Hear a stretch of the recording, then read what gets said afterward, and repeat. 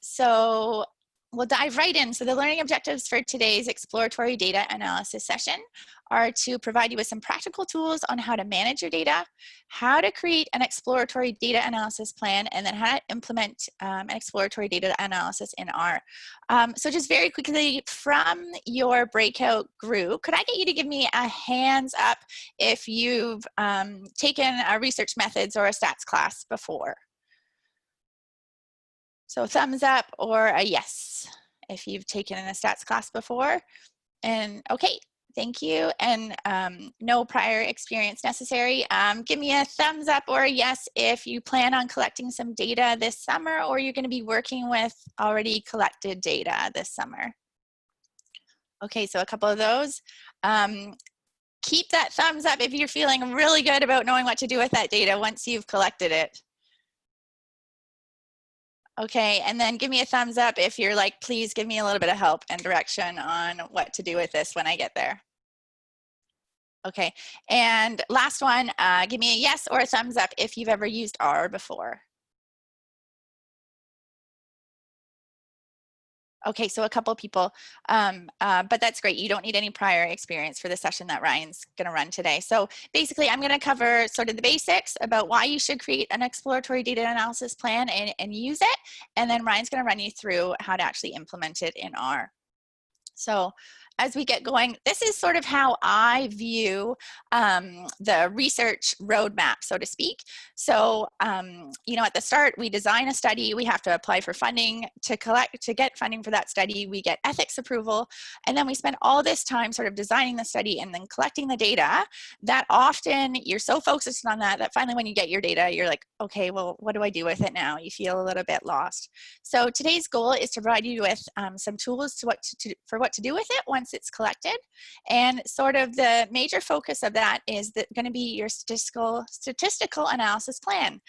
And some of you might be saying, what on earth is a statistical analysis plan? And don't worry, because I'm going to dive into that today. But the SAP, or statistical analysis plan, is going to help you get all the way to your thesis or your major summer research project. So let's dive into our statistical analysis plan. So you're going to create a SAP for every single study that you're involved in.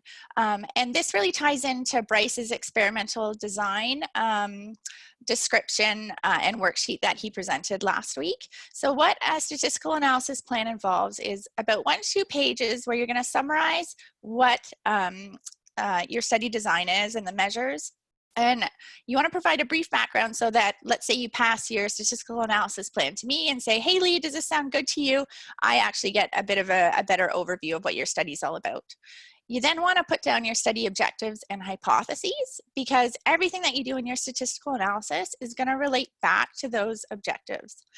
So next up is your exploratory data analysis, where you're going to put down all the details about what you're doing with your EDA, and that's what we're going to dive into today. I'm not going to talk about your formal statistical analyses, but we could do that another time. And then the last bit of your SAP is going to be about how you want to display the results in tables and figures.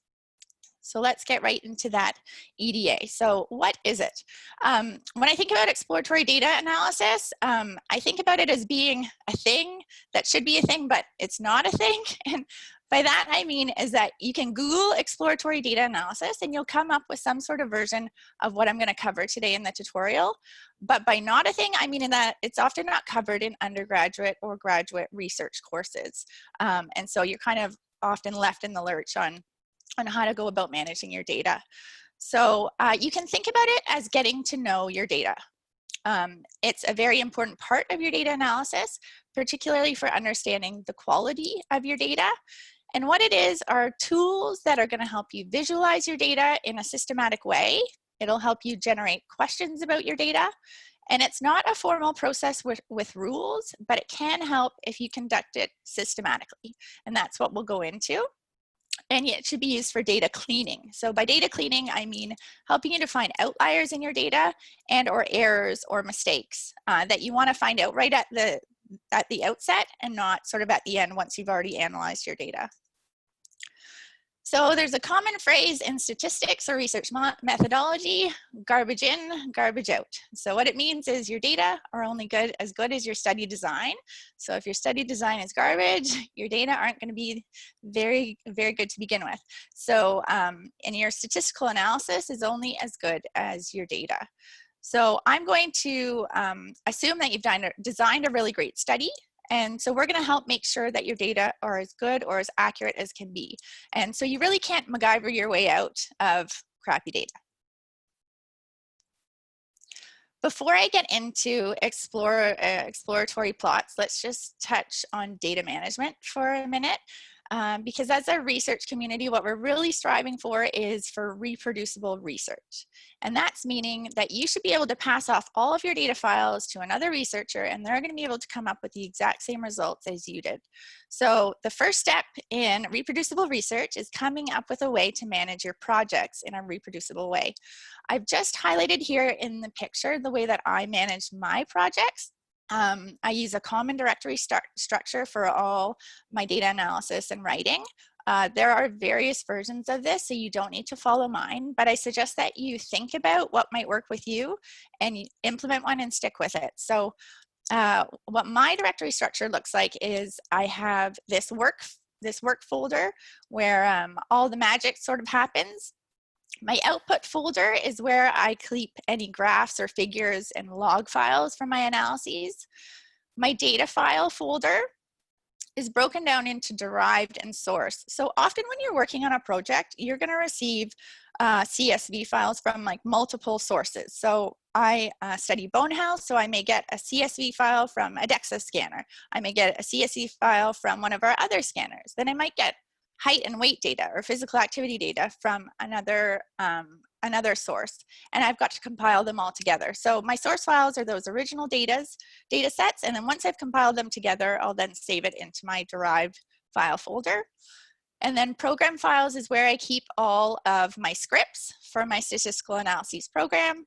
So if I need to rerun something again, I just pop into that program file and look for my data exploration file or my statistical analysis file. And then I also keep a documentation folder, which is where I'd put my statistical analysis plan or exploratory data analysis. And then writing drafts is pretty self-explanatory. So if I'm working on a manuscript, I keep all my drafts in there. So choose a structure and work with it. And then we can move on to what data cleaning is. So unless you're lucky to be working on a project that's been using REDCap and you get this beautiful export of cleaned data, you're probably going to be getting data, as I mentioned, from various sources. And what you have to do is compile all those data together. What I'm going to really advocate for is that you not use Excel for merging your files together.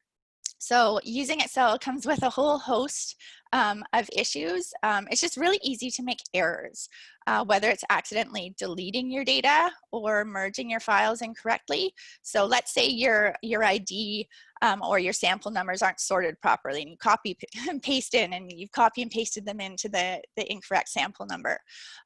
Or let's say you've created a formula field in one of your Excel sheets, and you copy and paste it in, and instead of pasting in the values, it actually pastes in the formula, and then your data are all amok. So I'm really going to advocate that you use a statistical program, whether that be R or Python, to do the merging for you, because it makes sure then that when it's merging files that it's matching based on an ID or based on a date or based on a year, so that when the data come together, they are correct.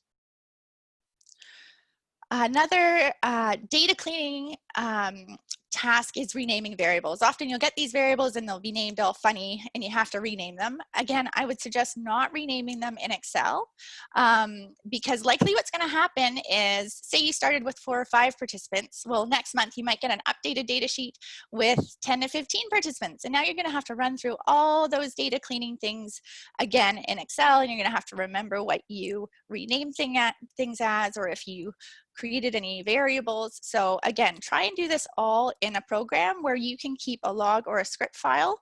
And so that when you re-import a new data set, really you just have to rerun that script file and it'll clean it all for you. And then the last and probably most important bit about the data cleaning is looking for errors. So, you know, it's a lot of pretty much assume that your data are going to have errors in them. So whether that's human error transcribing a 35 as a 53, or something incorrectly calibrated within your machine, or an incorrect decimal place, we really want to make sure that before we get into the analysis, our data are cleaned and we've tried to find any errors ahead of time so that we can work through them. So again, highly recommend that you use a statistical program for all of these and not Excel. Any questions about data cleaning or data management before we go forward? Okay.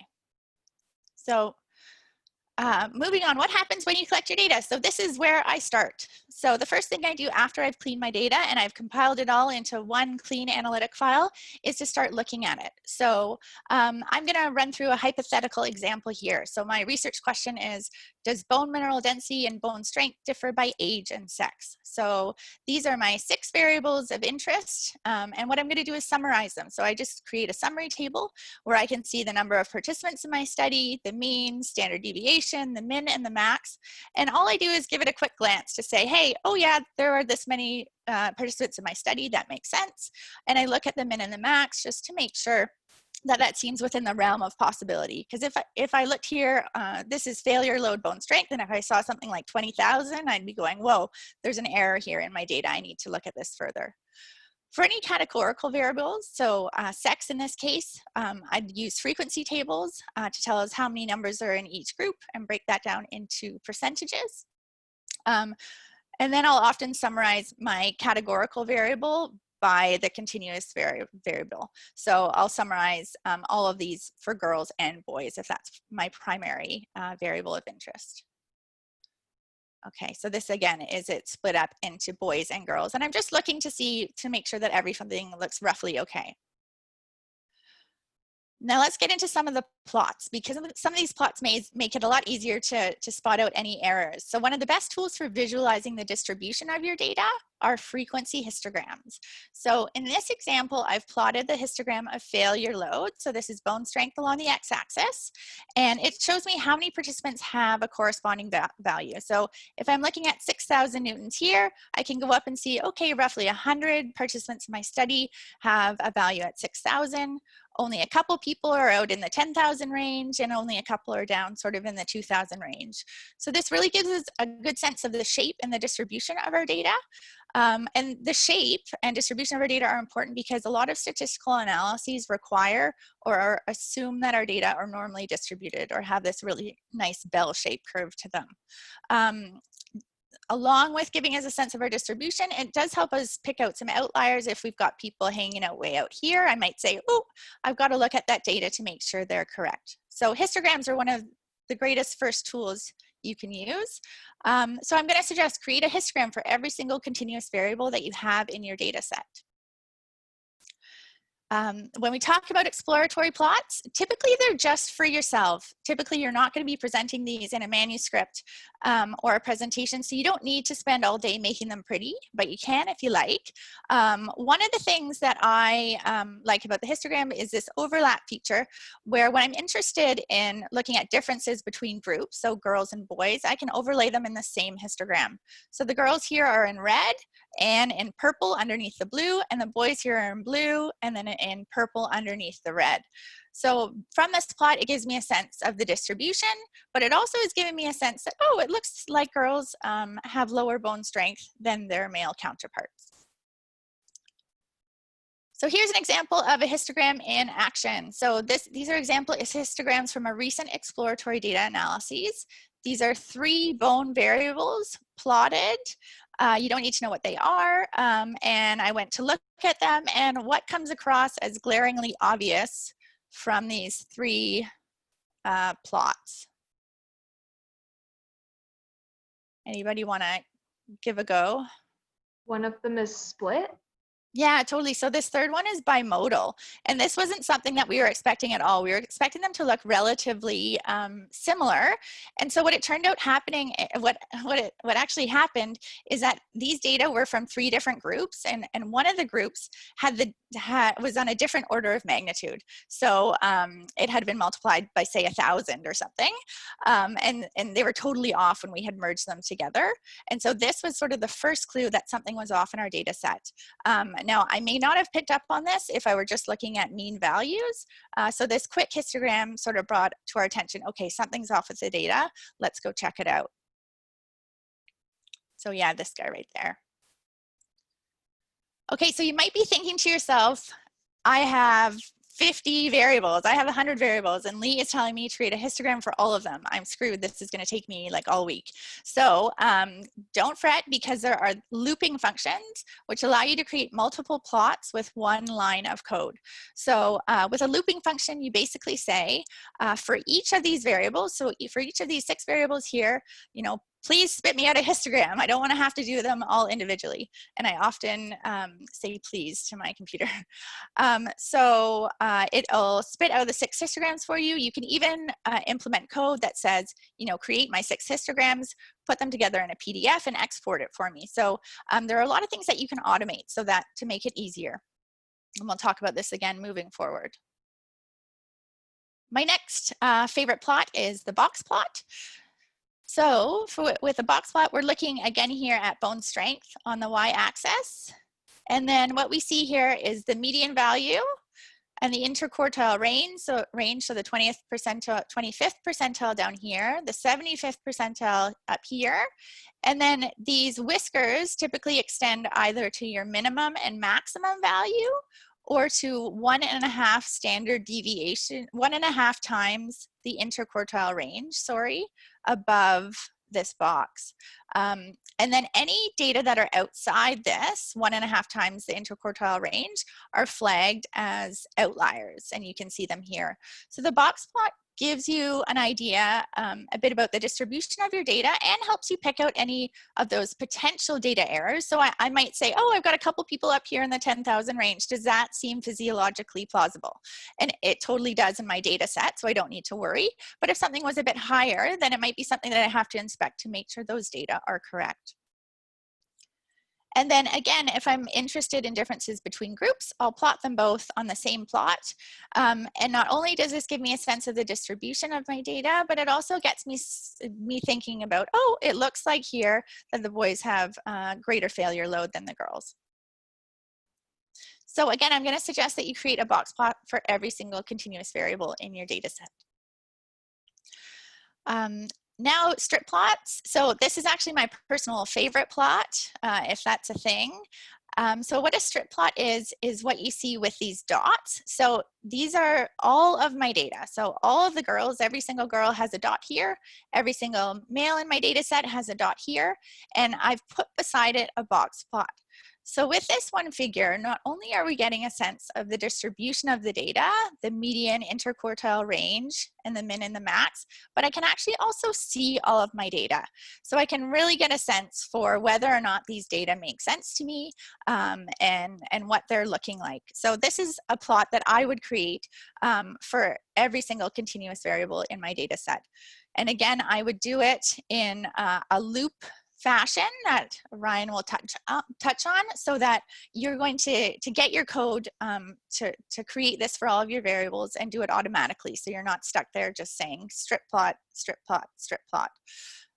So those are my 3 favorite plots there. So we've got histogram, box plot, and then the strip plot with a box plot for looking at your data.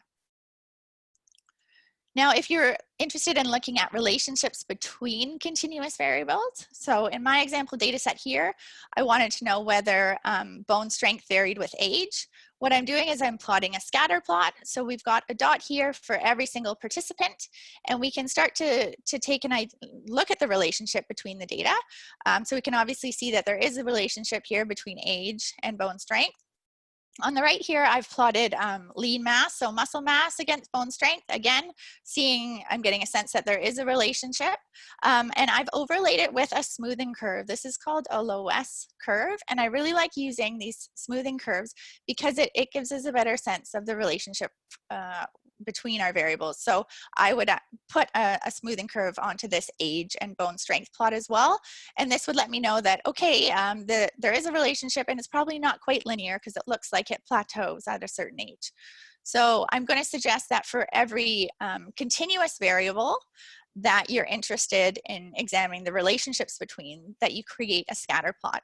And these scatter plots will help you sort of generate the questions that you might be diving into further with your formal statistical analyses. So you get a general sense of the relationship, and then you can say, okay, yeah, this is definitely something that I should be considering when I move to my formal statistical analysis. So any questions there about those 4 plots? So box plots, histograms, strip plots, and scatter plots. Okay, so then we'll move on. The next bit, I'd like for you to take, let's say, 2 minutes just on your own to think about what your own research question is or could be. If you can't think of one off the top of your head, you can use mine. Do sex and age influence bone strength? I'd like you to list out what your independent or dependent variables are. And which ones are continuous, which ones are categorical, and then just jot down which plot you think is appropriate for each one of your variables. So I'll just give you 2 minutes there to have a think about that.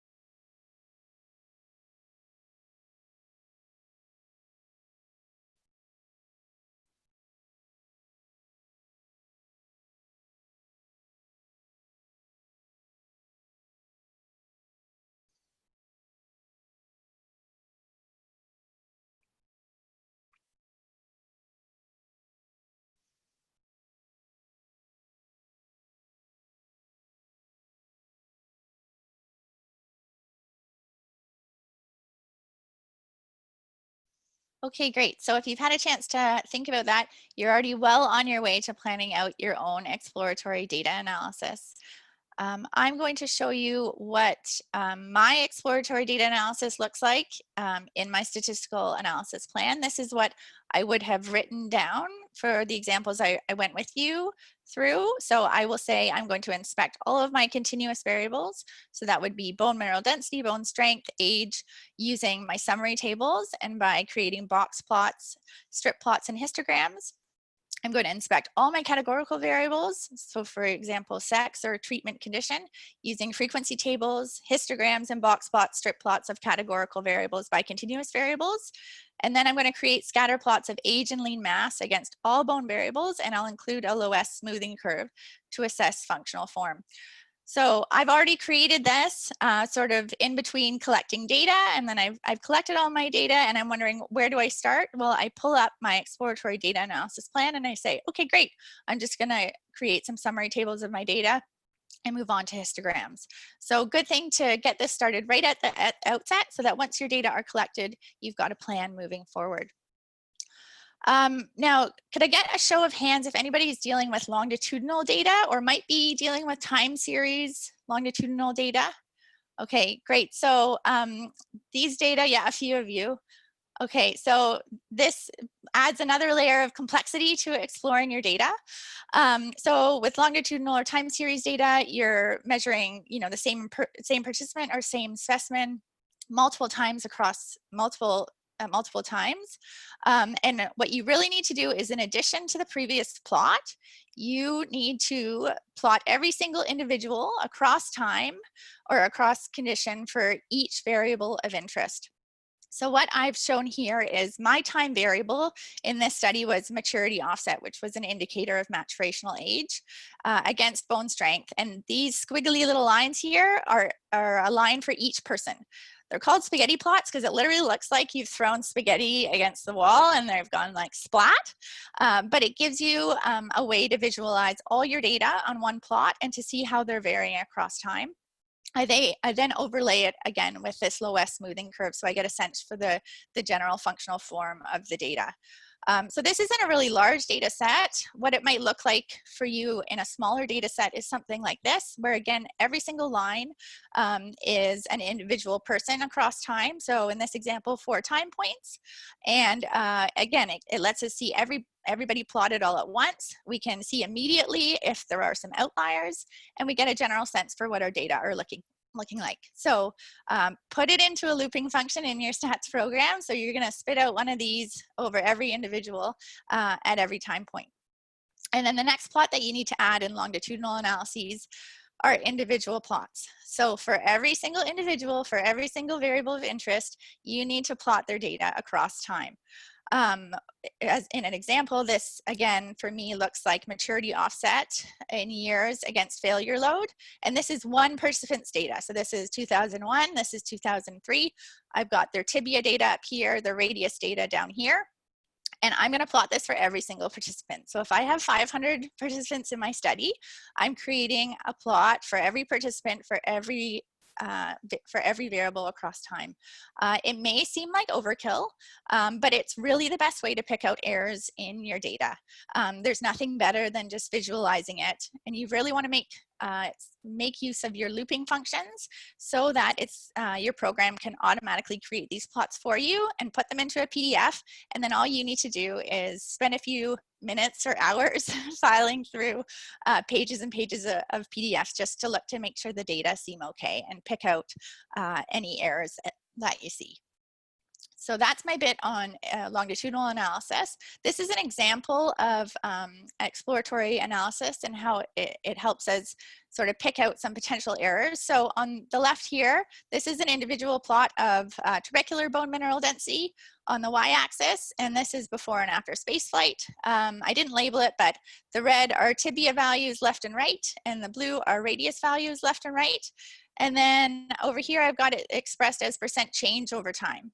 So does anybody want to venture or give me a guess of sort of what they see happening over here and maybe what looks a little bit off on the change plot?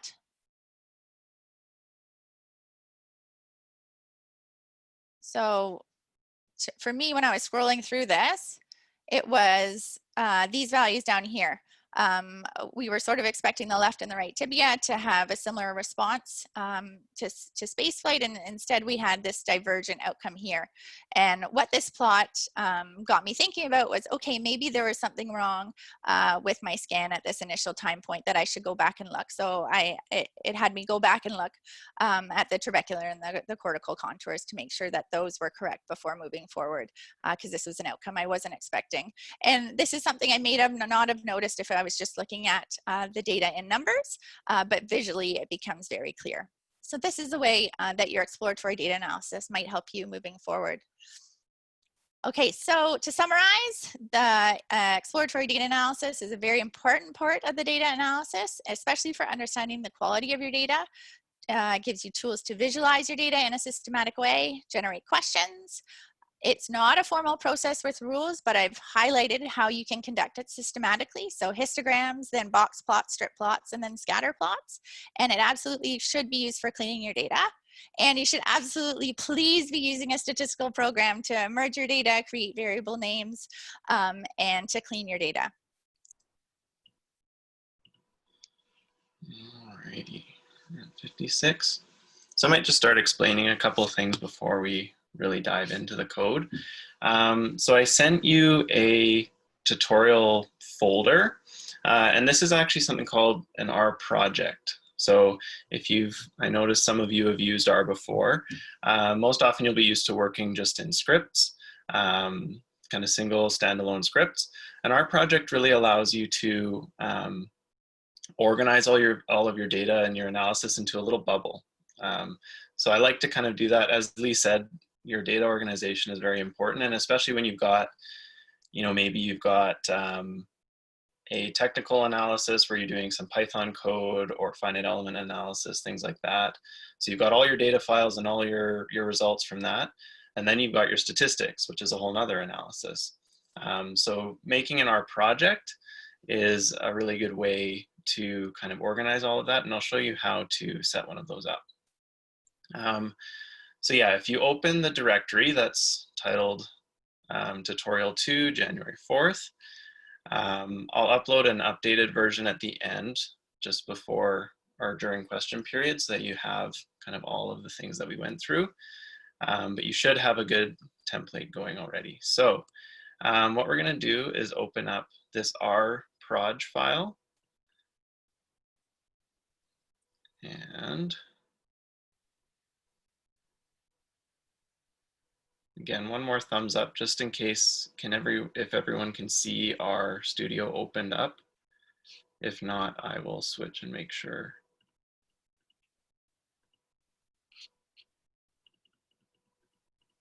Okay, so we're good to go. So your window might look a little different than mine. All that is just some color differences, customization. I think this mostly looks the same as what yours will look like. Some key features when you're opening RStudio, this console window on the left is where you can actually type R code. So if you wanted to say library, I'll explain what these functions mean, but if you wanted to type in a function, any part of your script just to test it out, you'll see that there. You'll also see any outputs put there when you're scripting. In the top right here, I have a little tab that's called the environment tab. And this is where you'll see all of the variables that you've created during your script, during your analysis rather. So any variables, any functions you're using, things like that. So you'll see that start to get populated as we go through the script that I provided. And then down in the bottom right here, I have a few other important tabs. So this files tab actually shows you the directory of the project that we're working in. So you can see some of the folders that I put in. Some of these other files are hidden files, so they're not important at all for what we're doing. But this is useful so that when you're working in RStudio, you can actually access all of the files you need right here and there. You don't need to keep flipping between windows. Another tab that you can go through is the plot tab. So when we create plots, you'll see you'll see those plots that are generated appear here. And then the packages tab. So I'll leave that open for now. This shows you all of the packages and functions that come with the base R package, as well as anything that you've installed after the fact. If you see any check marks next to some of these, there's a couple right here, that just means that they're loaded already. So if you wanted to create a script right now and use the functions from those packages, you can. Otherwise, you will have to load them. And again, I'll go through that too. So to set up in our project like we've done here, all you have to do is go into the top left where there's a little plus sign and a sheet of paper. And we're actually going to, oh, just kidding. So we'll start that with a new script. So if we wanted to create a new script in your project, you'll open that up and you get this window with, that's of course empty because you haven't done any scripting yet. You can save it as a new script. and go ahead right from there. If you wanted to create a new project, it'll actually be this little button right to the right of that new script button. So it's a little cube with an R inside of it. So if we wanted to do that, what we might do is you go to create a project. And I won't go through all of this because it'll exit out of the window that I have right now. But essentially when you create a new project, it creates a new directory. So if I wanted to do that, I would go in to new project, I would say, and then you'd fill in the directory name. So let's say your project has a name. A lot of projects in our lab have a name, say T-bone for the astronaut data, vitamin D for things like that. You might want to call it that, or whatever you want. And then you would create the project. So this will create a new folder, like the one that I shared with you guys, called, say in this case, it's the burp tutorial 2 file. So we're going to exit out of that. I'm actually going to go to this Files tab again. So the way that I organize my project, the way that I've given it to you is just one example of many ways that you can do this. But I kind of organize it into several different folders depending on the analysis that I'm doing. So the data folder is going to contain any CSV files, text files, spreadsheets, things like that that you might use. So you can always access them from that one location. This documents folder will contain any, say, output reports that you have from your analysis, or any resource or help documents that you have. So again, a nice little spot for those. This figures folder will contain any figures that you want to output and save. This is especially useful if you're using or if you're creating figures for an abstract or a presentation, a report, and you've got this nice, fully put together figure and you want to save it, especially for later, that's the way to do it. And then, of course, our scripts folder. So here you can see a few different scripts. Some of them aren't in your folder because I just added them yesterday, kind of as extra examples if we have time. But we're going to open this explore data script. So you'll see where we had added the new script before. The explore data script should now appear. I'll give you a moment to do that. So generally when I'm organizing my projects, I like to have one main script where I kind of, especially for an exploratory data analysis, we're trying out different functions, we're trying out different plots. So it's nice to have that all in one script. And you want to, especially if you've ever done any programming courses, one of the most important things is to comment. So always write notes for yourself in these scripts. What I've done for you here is, well, I've given you my email. So if you have any burning questions about R, something wasn't working properly, or maybe further down the road when you're getting into using RStudio and you've forgotten a few things from today, you can always reach out. But yeah, then I've given you a little rundown of what we're going to cover today. So I'm not going to go too much into detail in the basis of R and some of the syntax, just because there's whole courses taught about this. It would take us weeks and weeks to learn all of this that rather than a smaller tutorial. So, but I'm going to try to give you a general overview of putting into practice some of the concepts that Leigh talked about earlier. I've also provided a few resources. So R is an open source community, so that's very similar to Python if you're familiar with that, meaning there's tons and tons of resources freely open to the public. R has a series of cheat sheets, which are useful for if there's certain packages. We'll actually use a specialized package today. That you want to just have a cheat sheet that shows you all the different functions you can use, all of the different things or customizations available to you with those packages. Those are probably available here in this cheat sheets link. So I'll leave that for you there. I also added here that there are some courses available with websites like DataCamp or Code Academy if you've learned other programming languages. these are great places to go for a good free course, just to get you started.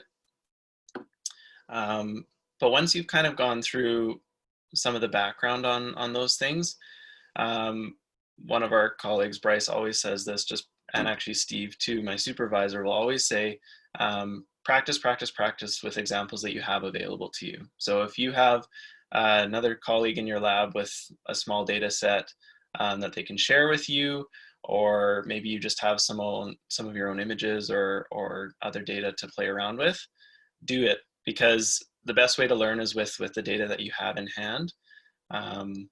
So I'll try to show you a good little overview of how I would do something like what Leigh showed us today.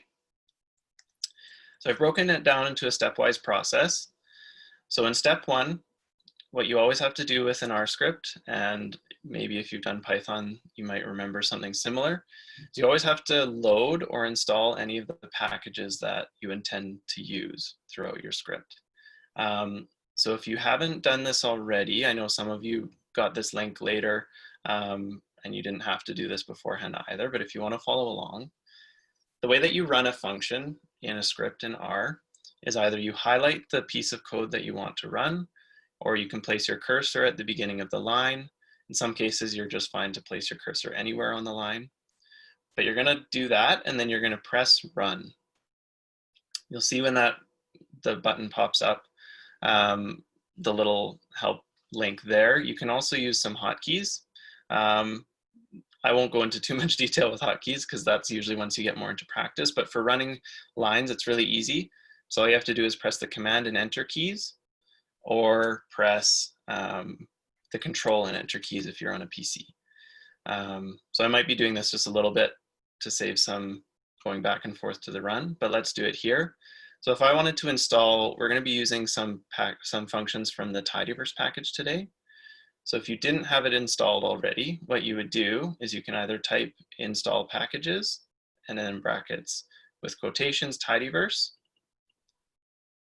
So we'll run that line, and you'll see in the console window here that it's working.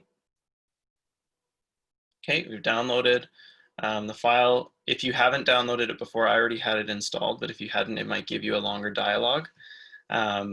So you might just want to follow along with that. I'll try to go slow in case some of your programs are running a little bit slower. Another way that you can install a package, if we follow over to where our Files tab is and click on Packages, you'll see a long list of all the packages, as I said, that you have available to you. Tidyverse is a package that doesn't come with the base R installation, at least it didn't when I installed it a while ago. So what you can do if you're looking for a specific package is click the Install button, and then in the search window that comes up, you can search for a package. So if I wanted to look for Tidyverse, you'd find it there, and then you would just click Install, and it would do the exact same thing as that install.packages command did. So I'll give you a little moment for that.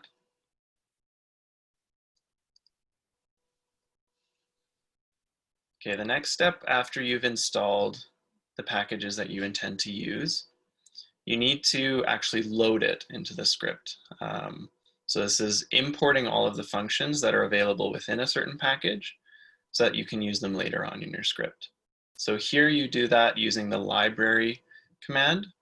So you'll type library and then in brackets tidyverse. And we're going to run that. You'll see it working in the window below. So for some larger packages, it might give you a little output message. In this case, what we're seeing with the tidyverse package is it actually provides you some smaller packages within R. So I'll just highlight a few. ggplot2 is one we'll actually be using later on. So you can install this package on its own without downloading the whole tidyverse package. But what tidyverse does is it gives you a much larger environment to be able to do some pretty cool things with your data analysis.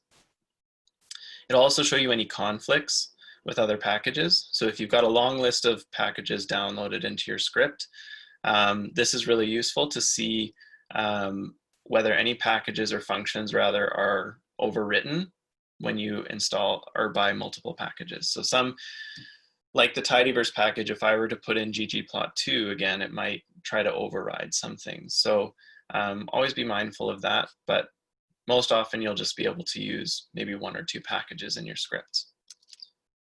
I'll just show you another little thing here. If I wanted to add another package with the library command, it'll actually show you a list of all of the available packages that you have. So again, like we had in that packages tab. Okay, so we're only using tidyverse today. So I'm going to just organize my little environment here, give you a minute to catch up if you're still installing some things. I'll just explain this little chunk of code right here that I've highlighted. So this is an optional step. Depending on how comfortable you are with R, maybe further down the line, you really want to come up with this big analysis package for your statistical analysis. So what you can do, like downloading certain packages off the internet, you can make your own functions and scripts in R and import them into this main script to use all of those functions. So I've actually provided, you'll see when you go over to the Files tab, I've included this data cleaning function script. If I just open it up quickly, there's not much in it. It's just got a few kind of placeholder commands, nothing too interesting. But this just sets up the template for you if you want to create a function, shows you what you need to have, and then you can always import it into this main script. So you do that using this source command. If I were to run that, you'll actually see in your environment tab in the top right here that we've now got a function available to us called clean data. And it tells you what input arguments it needs and so on. So any user-made functions that you've put into your analysis will show up here. All right, so once you've imported your data, what you're going to do is, once you've imported all your packages, you're going to import your data. So today, for many of the plots and things that we're looking at, we're going to actually use a data set that's provided by R Studio, or R rather, called the MT-CARS data set. And I'll explain what that is in a second. But I've provided a little example here with the data file that I have in this folder of how to import your data. So here we're going to create a new table called test table, very creative. And we're going to use the read CSV command. So this is provided just in base R. You don't need any special packages for this.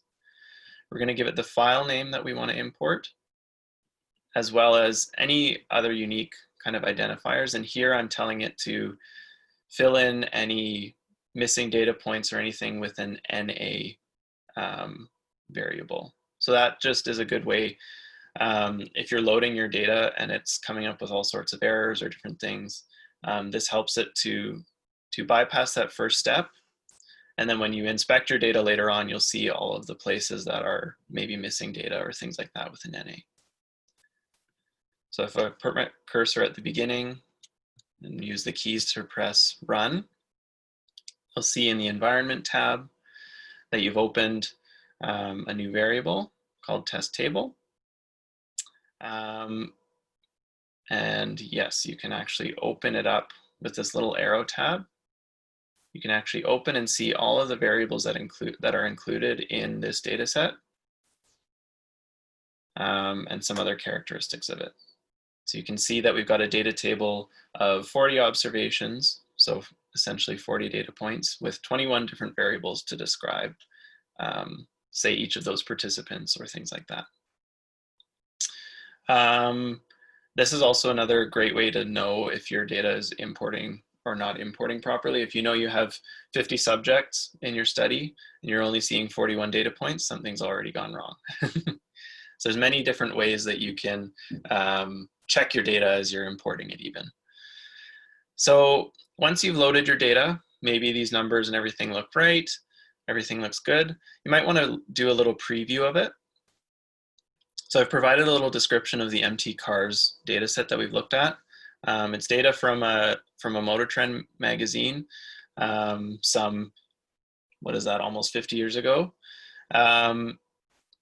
And it contains data on 32 different automobiles, such as the mileage in US miles per gallon, or the quarter mile time, whether the car has an automatic or manual transmission, all of these things.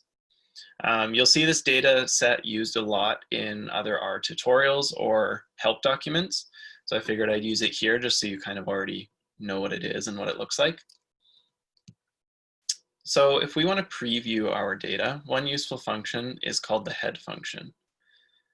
So what I'll do here is I'll run this first one with empty cars. And in the console window, you'll actually see the first 6 lines of that data file or data table displayed. So that's useful if you just want to make sure that all of your variables are named properly. Maybe you'll see some of the, in this case, it's different vehicles, but maybe different participant IDs. Just kind of gives you a little idea of what you're working with. One thing I want to point out here, if you look at the characteristics of this empty cars data set, it's got both continuous and categorical variables. So you see in the console window, miles per gallon is a number here. It's a continuous variable, can theoretically be anything. But you've also got your categorical variables mixed in. So the number of cylinders is either 4, 6, or 8, for example. You can see those numbers listed here. VS is actually the engine shape. So it's either a V-shaped engine or a straight engine. And it's given a binary code. So sometimes when you want to de-identify data, or you are getting your data straight from a machine, they might use coded values for a variable, which can be useful for security reasons and other things. But when you're doing your data analysis, it might be useful to make adjustments so that you can actually understand what your data is.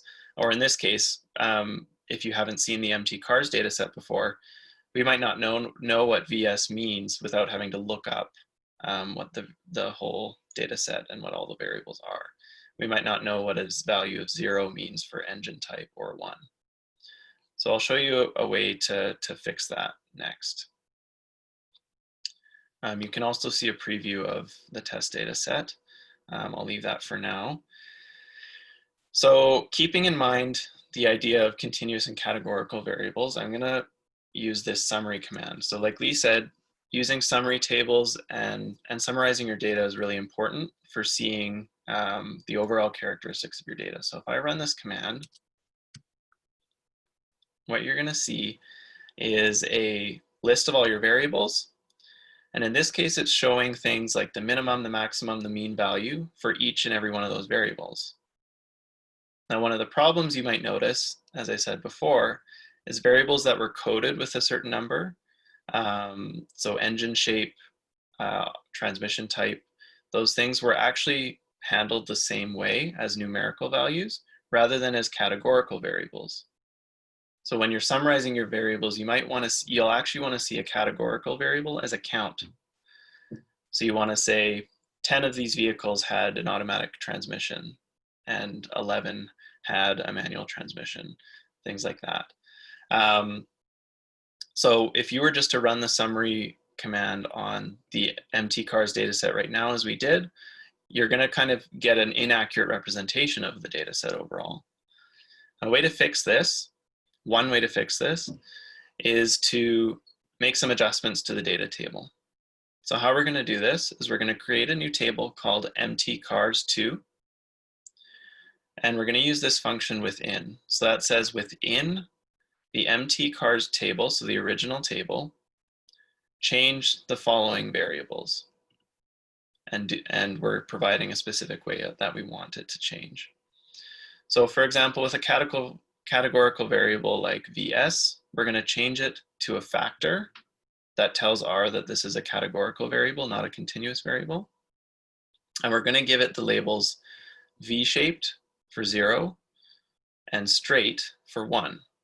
So that's already more descriptive than using zeros and ones. Same with the transmission type. We want to code that variable as automatic and manual instead of 0 and 1. And we want to make it a factor.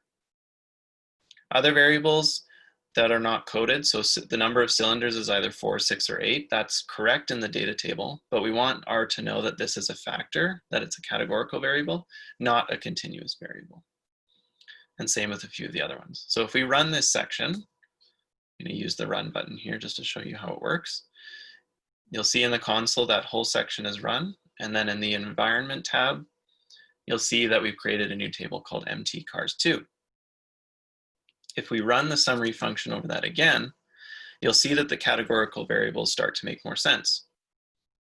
So the number of vehicles in this data set with 4 cylinders is 11. 19 of the cars out of 32 were automatic transmissions, 13 were manual. This just gives you a better idea of what your data is looking like. Okay, so I'm going to move on to step 3. I notice we're getting a little bit late on time here, but we're actually going to start plotting our data. So this is really easy to do in R. There's many different ways that you can plot something, customize your plots, all of that. I'm just going to show some basics to start. One plot that you might want to look at is a pairwise plot. So I'm going to walk through these relatively quickly and leave it open for questions at the end.